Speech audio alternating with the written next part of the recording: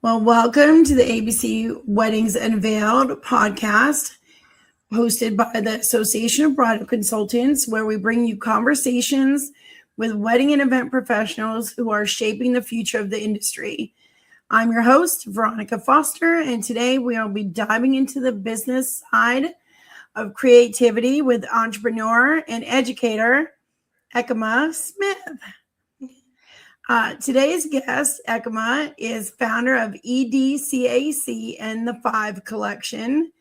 With a career spanning corporate finance, retail, insurance, and entrepreneurship, she has successfully blended her financial expertise with her passion for events and design. Love design. Through her business, she provides full-service event experiences while also helping creatives build sustainable and profitable businesses through strategic planning, financial management, and leadership development. So I know I am super excited to have her on the show today to talk about the business behind the event. So welcome. Awesome. Thank you for having me, Veronica. I'm excited to be here today. Yeah, I think this is going to be such a great topic. For the listeners, I think it's got a lot to learn. Things that, folks that are in the industry for a hobby don't really pay any attention to. So for the listeners that are out there meeting you for the first time, tell me a little bit about yourself and your background and how you found your way into the event industry. Awesome. So again, thanks for having me. So a little bit about me. I'm Ekima Smith. I'm the proud owner and founder of the Five Event Collective. So we are an event services company made up of 3 amazing brands. We support multiple aspects of the industry, from planning, event decor, and design to business coaching and consulting. I actually started out my career again, as you mentioned, in corporate finance for several Fortune 100 companies, and then transitioned into the event industry. My journey in the events actually started with me opening my first micro event venue, which focused and centered on children's parties and custom children's experiences. And then the business just blossomed into a full event brand, with us opening a second venue and then expanding to social and corporate events, along with custom props and rentals. So it's been a fun, crazy, but fun journey, just managing all of these aspects of the business. I am sure that sounds like a very long to-do list. Yes. Every day. Now, you did mention that you had a successful corporate career in finance and accounting. Yes. What inspired you to transition to entrepreneurship and specifically events? Yeah. So I feel like the business came about in sort of 2 ways. So when I think about like the interest into entrepreneurship, it actually came after I attended a WeBank, so the Women's Business Enterprise Council conference, as a corporate partner. So at the time, I was working for LBrands, which is the parent company of Victoria's Secret and Bath and Body Works. And I attended this conference, and basically how it was structured was for business owners to pitch their services and pitch potential opportunities to work with the brands.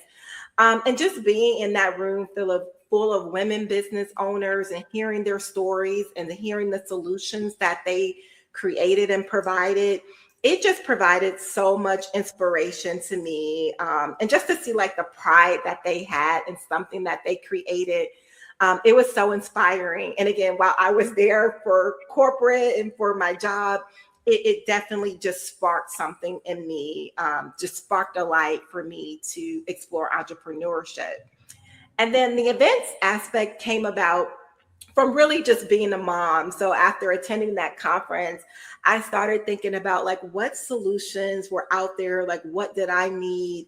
And that's how I came up with my first concept. So my first concept, again, was a children's party event venue. Our model was we provided a one-stop shop for the perfect children's party. we basically, the way it worked is parents would come to us and say, here's the theme I want, the date and the time. And we essentially took care of everything from there. We designed and created custom decor and backdrops, games and activities, food and beverage. We even designed invitations and would distribute them to the guest list provided by the clients, and then thank you letters after. And really that, again, came about from me being a mom, thinking about hosting parties for my own children, and realized that I could never be present because I was doing all the things, right? I was finding a venue, finding the vendors, getting the cake, doing the decorating myself. And I really wanted to provide an opportunity for parents to truly just enjoy the day, because it goes by so fast. So that's how the event, me joining events, came about. And then again, it just blossomed into corporate events and other weddings and things like that from there. Awesome. So what led you then to create EDCAC, and what gap did you notice in the industry to fill that and cause you actually to fill that spot? Yeah. EDCAC really came about after working with just event partners for my venue. So again, I was working with event partners and different vendors. And what I noticed, like, they were so rich in talent. They could create these amazing experiences. However, on the back end, their businesses were struggling. And I'm like, you have so much going for you, great following, great execution, but I would lose so many vendors because their businesses just wasn't sustainable. So in an effort to just help, I would just have conversations with people. I would just ask them about their numbers, like their profits, what their strategy was. Again, all things that were just normal to me from working in corporate. And then I quickly realized that not everyone had that same experience, those same experiences, right? I unknowingly had this advantage that I almost basically took for granted. And once I realized that, it was really about me wanting to share that knowledge and merge my two worlds, right? I always say, a business can start out from the creative or an idea, but a business will grow when you understand like the back end processes and your financials. And essentially that's what EDCAC is all about, helping bridge the gap between the creativity and the business acumen. I think that's great, because I know even, as a wedding planner, 23 years in the business, it was very difficult in the begining to balance, what do you charge? How do you do this? What is a balance sheet? Sometimes it was just think, am I going to make any money? Or am I spending more than I'm making? Yes. It was always an issue. It wasn't really until I decided to go full time that I took the time to learn what that was. Yes. And I do feel like if planners today or, industry creatives learned it early, oh my God, just think about how I always say hindsight is 2020. And again, that's what EDCAC is about. How do we share those lessons early on? Because how you start out determines how far you go, the sustainability, things like that. So 100% agree with you. Like, how do we share that knowledge? Because I always say, you don't know what you don't know, right? That's right. Exactly. That's right. Why do you feel like that so many creatives struggle with the financial side of entrepreneurship? Yeah, I have this funny running joke with my sister, and I always say it's because financials are not pretty, right? When you think about our world, our industry, it's all about the aesthetics, right?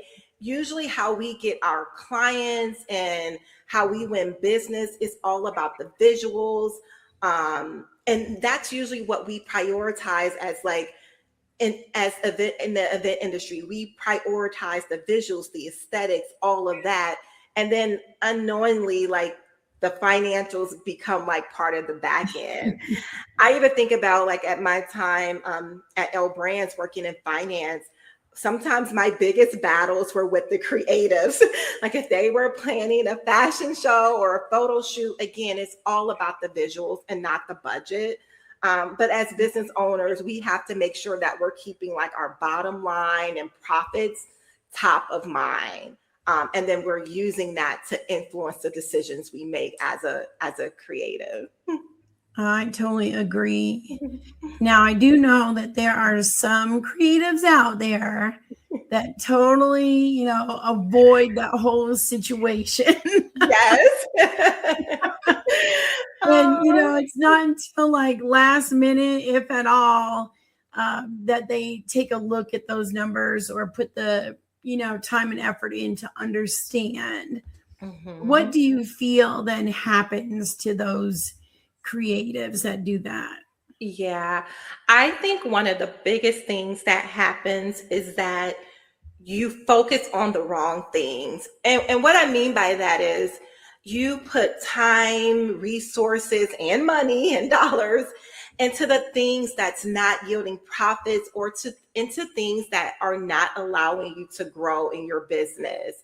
So I think that's one of the biggest things that can happen when you avoid it. And essentially, if you don't know your numbers, you don't know if you have a good business model, right? Again, things could look good on paper or you could have a huge social media following, but if you can't assess your business, see how much you're making from each service line, again, you could be spending so much time and resources and dollars pouring into a service model that does not work and cannot grow long term. I totally agree. So how do you think, or like what would be the process of like a creative shifting their mind from, just making everything aesthetically beautiful and it to not avoiding, the fact that you are running a small business and you do need to be, making money and know your numbers so you can adjust, for the upcoming year or month. Yes. I always tell my clients, I always tell them to start by thinking about it as a simple practice. I think sometimes we get overwhelmed by the numbers, right? Because it's something that we're not comfortable with. But make it simple, build it into your daily practice and make it a priority. Again, as you mentioned, oftentimes we think of like our financials, our money, and our pricing as an afterthought, when really it's the foundation like of our business. I have my clients in one of our modules and one of our exercises.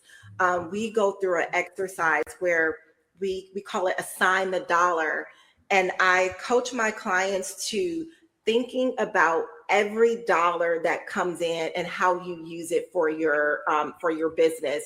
So if you're issuing, for example, a $1,000 invoice, how do you allocate every dollar of that $1,000 to grow your business? So again, it's really like, to your point, a mindset shift and making it a priority and building it into the day-to-day of your business. That's right. And, a lot of the creatives, of course, relate that bottom line to pricing, how they're pricing their services. Yes. So have you seen some common mistakes when creatives actually price their services? Yeah, I could like spend the whole hour on this, but I'll make it short. But I always say pricing is the foundation. If there's one topic that I spend majority of my time on, it's definitely pricing. So when I think about pricing mistakes, there's three big ones that I'll touch on.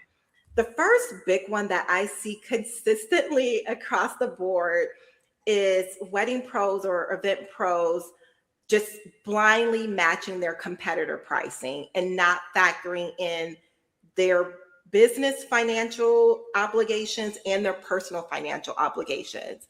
So again, like they'll go to their competitor's website and see what their prices are, or they'll do the fake inquiry to get to the prices. But what you don't receive when you do that, you don't know what their financial makeup. They could have special contracts or discounts with those same vendors that you're using that's allowing them to be more profitable. They could have no employees and you have multiple employees. They could also not even be profitable. That's something that I say. They could be in the red. And again, you're blindly matching their pricing without knowing their financial makeup.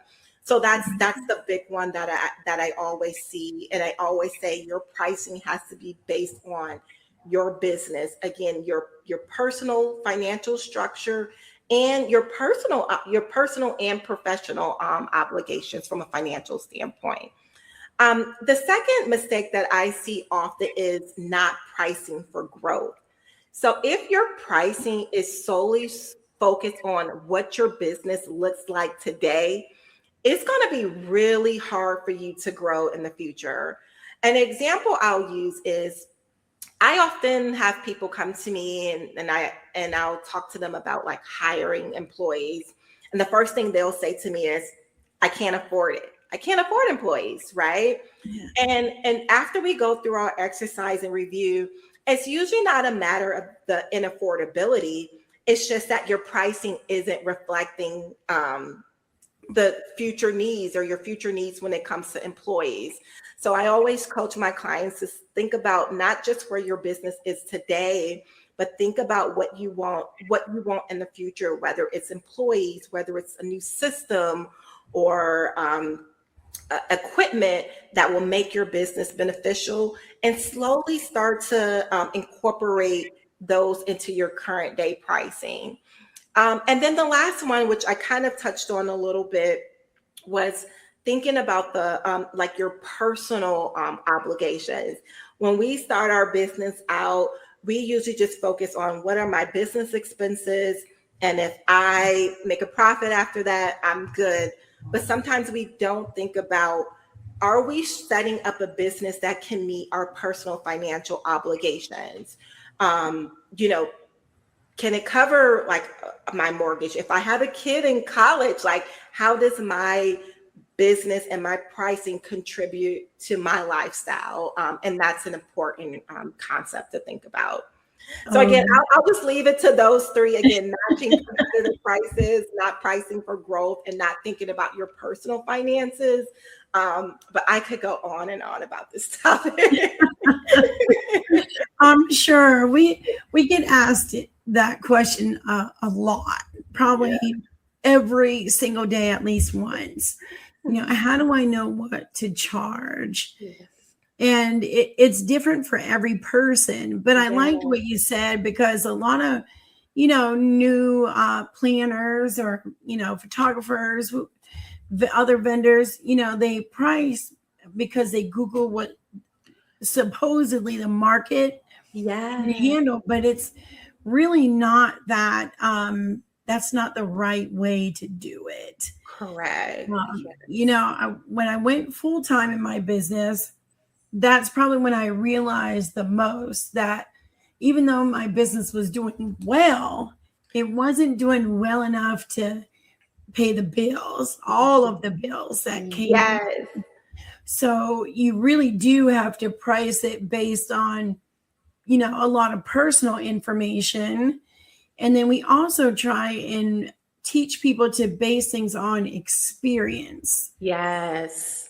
If you've been in business, 10 years, 5 years versus somebody just coming in now, you should be getting paid more money. Everybody should not be even Steven. Exactly. There's an experiences, there's a knowledge and experience that you bring. You've worked through the kinks, the efficiencies, you've built the relationships with the vendors where you can get different discounts or negotiate or things like that. There's so much value that you bring with your experience. And that's another point that I always reinforce to my clients It's not just about the ins and outs. We just sometimes think about pricing from what my sales are, less my costs. And if I have profits, that's great. But again, it's about those other components of like my experience and all of the above. So I 100% agree with that. Right, right. Now we do have some planners out there, and their comment is, well, if I don't charge this particular price, I'm going to lose clients. What advice would you give to someone like that? Because there's probably quite a bit of them out there. Yes. So my focus, my mantra is always quality over quantity. And one thing that I had to get comfortable with early on as an entrepreneur is the power of no. and that there is some power in being exclusive and not being for everyone. You know, when I started out, I wanted to serve to parties for every kid, every budget, everything like that. And when you stretch yourself so thin or concede on pricing, it only leads to burnout. It doesn't make you feel good at the end of the day, and it doesn't allow you to grow. So I always tell my clients when they're thinking of like conceding or reducing the price just to get the business, is that think about how you feel on that day, right? When you lowered your price or gave a discount or did something for free, it doesn't feel good. It doesn't feel right in your soul. So think about that. And again, always prioritize quality over quantity. I would rather do one huge event for the price and that aligns with my value and the experience that I bring than to do a whole bunch of little events. And another concept I always share with my clients is that, believe it or not, you may be putting in more time, energy, and resources on those smaller events that you discounted than like one big client who knew your value and wanted to pay full price. So be comfortable with being exclusive, be comfortable with saying no and declining clients as well. That makes perfect sense.